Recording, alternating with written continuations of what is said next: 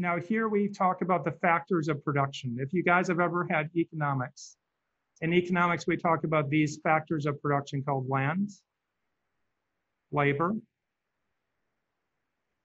capital, right? And entrepreneurship. Entrepreneurship. That's a French word, so you can blame the French for making that so long. Anyway, so to make any product, right, we need these 4 factors of production. These are the factors of production, right? The factors of production. Right? So this one's easy, right? We know what that one is. We need workers. What do you guys think the land means? What does land mean in this case? Land is not what you normally think of as lands. It includes what we think of traditionally as land, right? The land we're walking on, but it also includes everything that you can get from the land. The trees, the water, the gold, the wheat, all of the natural resources, right? So this is kind of like the raw materials that we can get.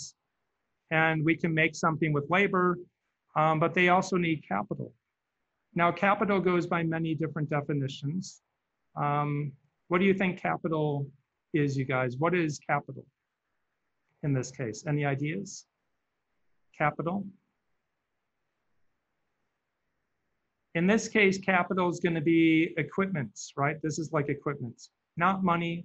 In economics, we talk about this as equipment or fixed assets.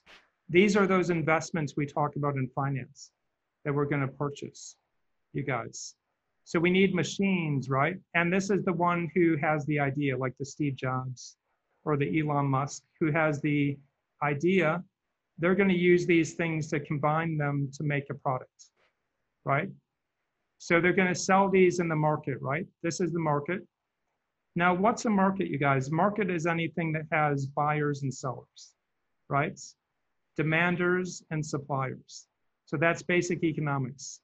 And demand and supply, basically demand and supply looks something like this. We have a demand curve, we have a supply curve, and the intersection of those two things determines price and quantity, right? And we'll get into that tomorrow. So the point here is that the interaction of buyers and sellers determines the price of the land, right? How much you get paid in your job. How much does that equipment sell for? Right? That's what we mean by market in every case.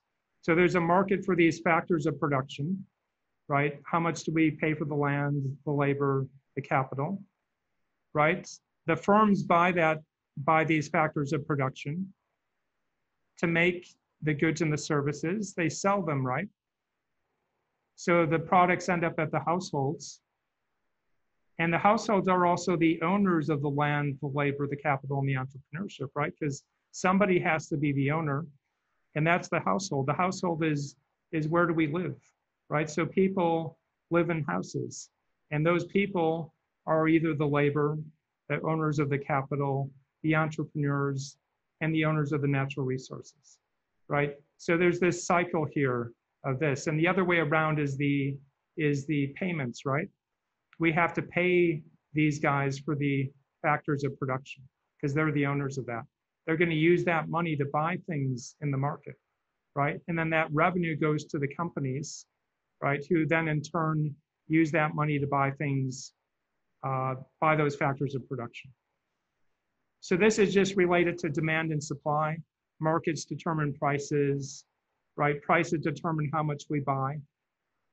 And this causes things to move around, right?